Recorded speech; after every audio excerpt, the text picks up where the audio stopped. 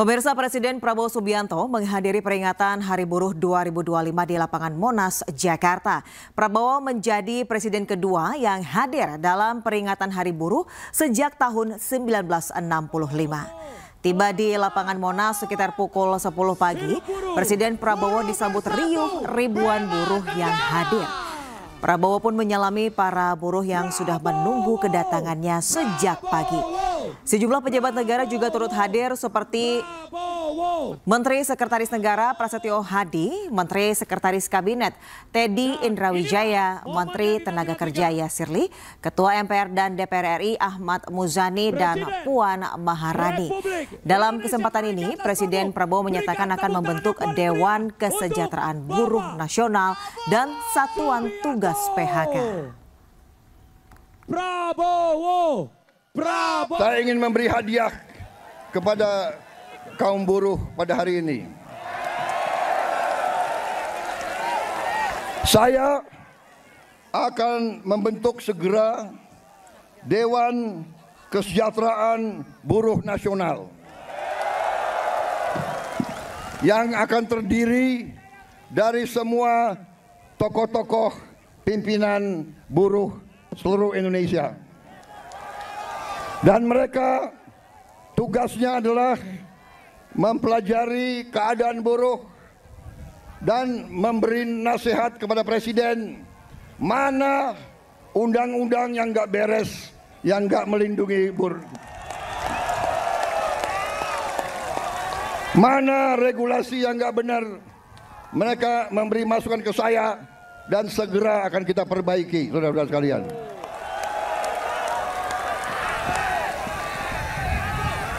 Saudara-saudara sekalian,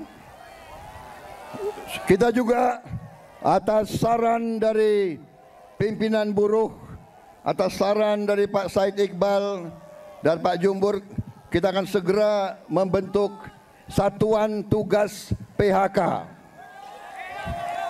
Kita tidak akan membiarkan rakyat kita tidak akan biarkan pekerja-pekerja di PHK-kan seenaknya.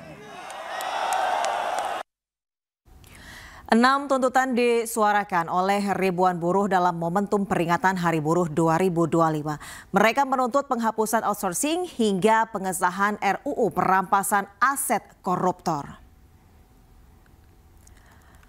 Ribuan buruh berkumpul di kawasan Monas, Jakarta untuk menyuarakan sejumlah tuntutan. Setidaknya ada 6 tuntutan yang disuarakan, mulai dari penghapusan sistem kerja outsourcing, pembentukan satuan tugas pemutusan hubungan kerja, perealisasian upah layak pekerja, pengesahan RUU perlindungan pekerja rumah tangga, revisi Undang-Undang Nomor 13 Tahun 2003 tentang ketenaga kerjaan, dan pengesahan RUU perampasan aset untuk memberantas korupsi.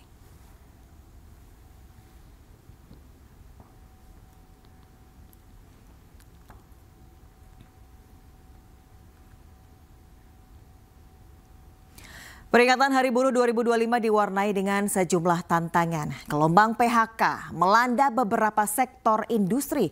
Pemerintah pun siapkan jurus jitu hadapi ancaman badai pemutusan hubungan kerja di Indonesia. Mengatakan saya dibohongi oleh menteri-menteri saya. Ada yang mengatakan bahwa ekonomi Indonesia bagus hanya di atas kertas. Tidak. Di depan mata ekonomi kita, di depan mata ekonomi kita kuat dan akan lebih kuat lagi. Kita berjuang.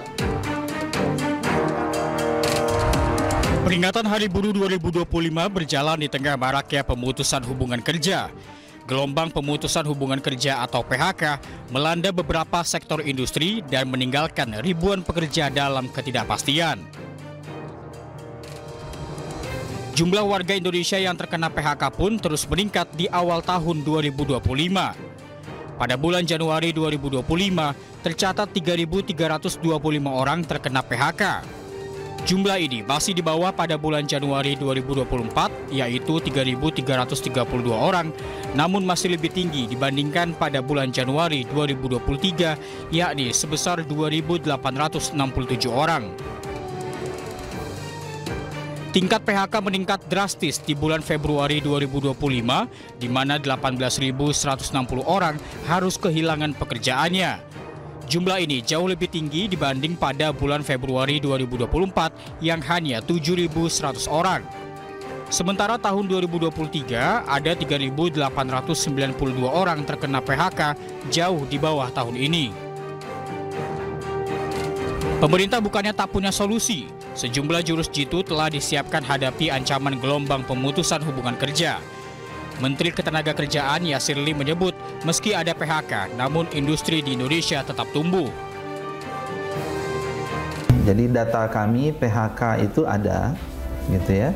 PHK memang jumlahnya agak meningkat dari tahun yang lalu.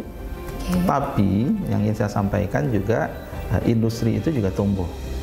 Ya, jadi contoh tadi kami ke Karawang, ya tahun depan gimana? Ini bisa nambah 10.000. Kemudian sebelumnya kita kita kemudian ke KEK di Batang, itu proyeksi sekian ratus ribu ke depan.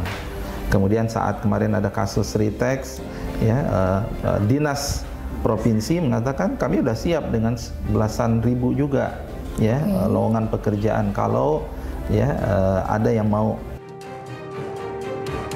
Di Hari Buruh ini, pemerintah, pelaku usaha, hingga serikat buruh perlu duduk bersama mencari solusi pemutusan kerja. Kebijakan yang adil bagi buruh dan pelaku usaha pun perlu dibuat untuk perbaikan nasib buruh dan warga Indonesia. Tim Liputan, iNews melaporkan. Sementara itu pemerintah berjanji akan menindaklanjuti permasalahan PHK. Hal itu disampaikan Menteri Sekretaris Negara Prasetyo Hadi pada peringatan Hari Buruh 2025 di kawasan Monas, Jakarta Pusat. PHK. Kita intensif dalam beberapa minggu terakhir ini untuk merumuskan substansi apa yang sebaiknya masuk di dalam proses mitigasi PHK, karena kita ingin yang komprehensif. Kita tidak ingin hanya bermain di ujung, menangani ketika sudah PHK, kita tidak. Kita pengennya sejak hulu, kita rancang sedemikian rupa. Nah, maka di situ sebenarnya kalau bicara tuntutan beberapa sudah juga kita kerjakan. Tapi kalaupun nanti ada di antara 6 tuntutan itu yang memang belum dikerjakan oleh kita bersama-sama, pasti akan ditindaklanjuti. 6 tuntutan disuarakan oleh ribuan buruh dalam momentum peringatan Hari Buruh 2025. Mereka menuntut penghapusan outsourcing hingga pengesahan RUU perampasan aset koruptor. Ribuan buruh berkumpul di kawasan Monas, Jakarta untuk menyuarakan sejumlah tuntutan. Setidaknya ada 6 tuntutan yang disuarakan, mulai dari penghapusan sistem kerja outsourcing, pembentukan satuan tugas pemutusan hubungan kerja, perealisasian upah layak pekerja, pengesahan RUU perlindungan pekerja rumah tangga, revisi Undang-Undang Nomor 13 Tahun 2003 tentang Ketenagakerjaan, dan pengesahan RUU perampasan aset untuk memberantas korupsi.